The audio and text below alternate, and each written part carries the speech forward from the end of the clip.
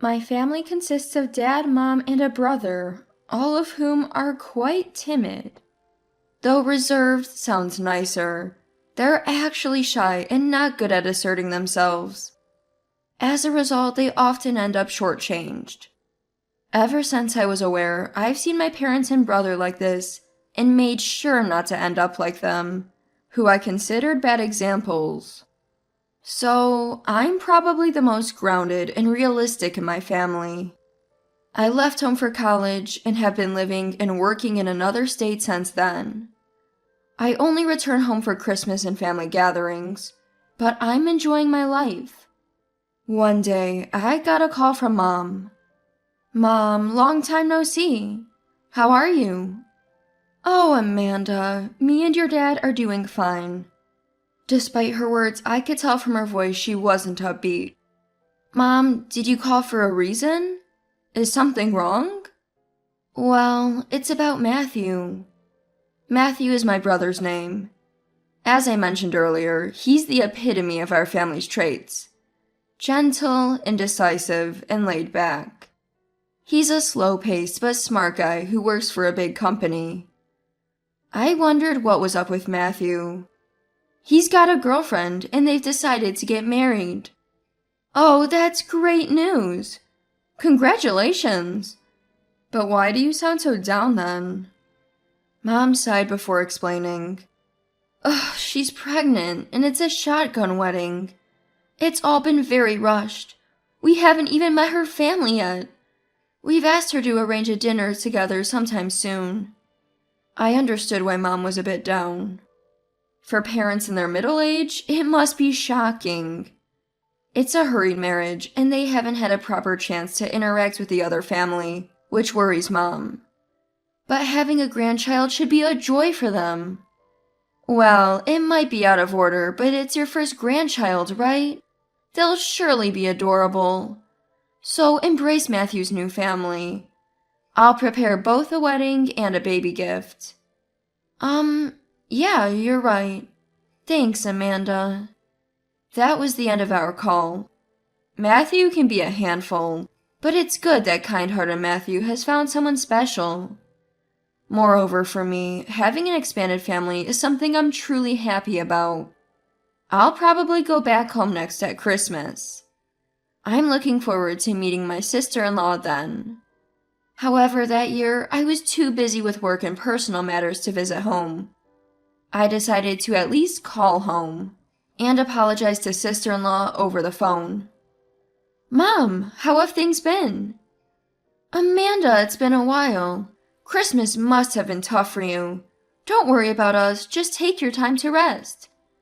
Our home, well, it has changed quite a bit in many ways." Mom, who's already indecisive, was stuttering more than usual. Surely, something difficult to discuss has happened. Is it something hard to talk about at home? Then call me again when you're somewhere else. I'm home all day today. Yeah, I'll call you again when I go out for shopping.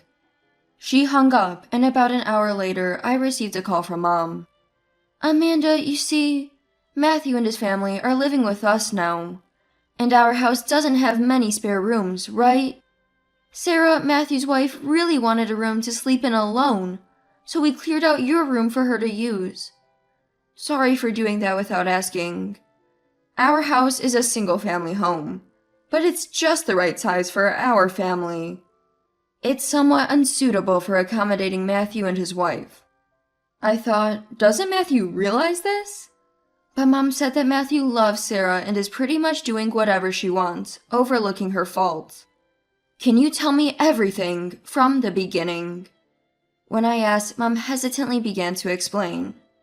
According to her, Matthew and Sarah initially lived in Matthew's apartment.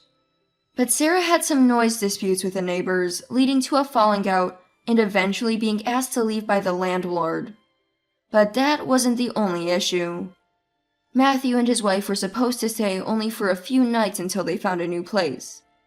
However, Sarah grew comfortable, and as her pregnancy progressed and she couldn't do as much, she expressed her anxiety about being a first-time mother and asked to stay longer. Given their own experience, my parents found it hard to say no and agreed.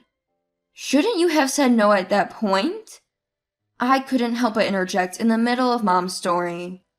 Mom didn't deny my point, indicating she had her own reservations.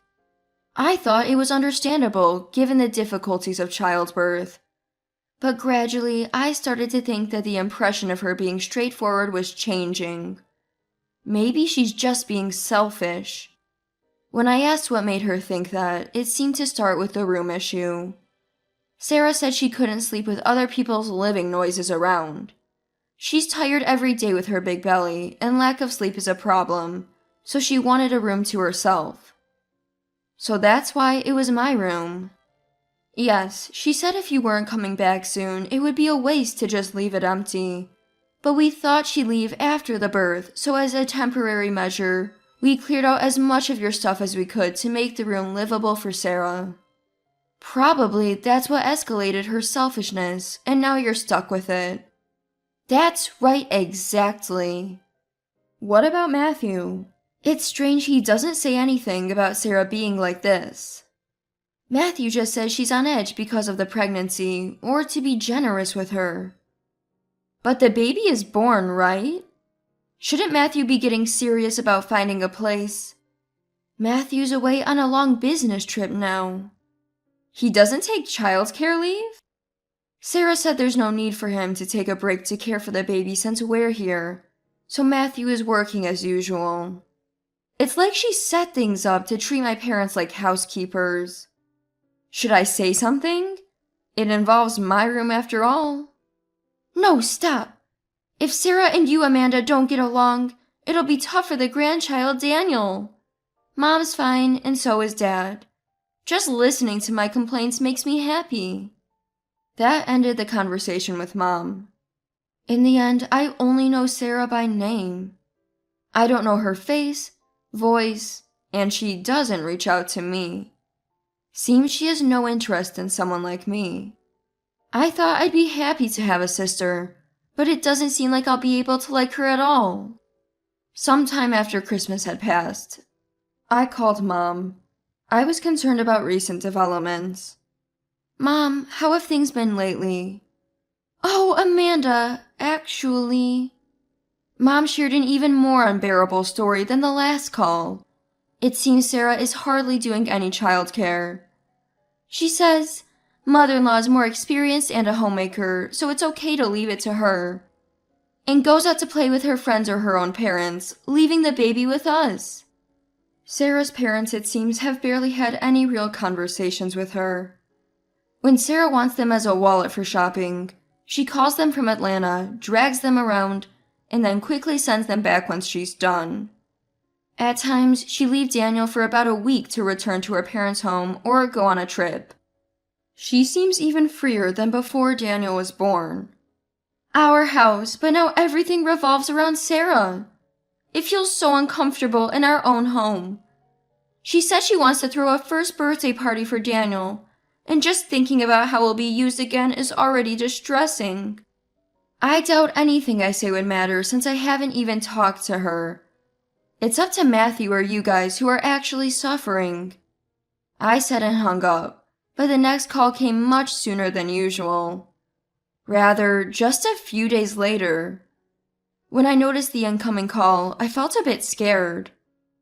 But when I answered, Mom surprisingly sounded cheerful, which caught me off guard. Amanda, you know, we kicked out Matthew, Sarah, and Daniel. What? From what you told me, she sounded like someone who wouldn't budge easily. Mom explains what led to them kicking out Matthew and his family. It all started with what Mom had feared about Daniel's first birthday party. Sarah, who hardly ever cared for Daniel, suddenly played the doting mother, saying, I want to celebrate his first birthday by inviting my parents, who rarely see Daniel.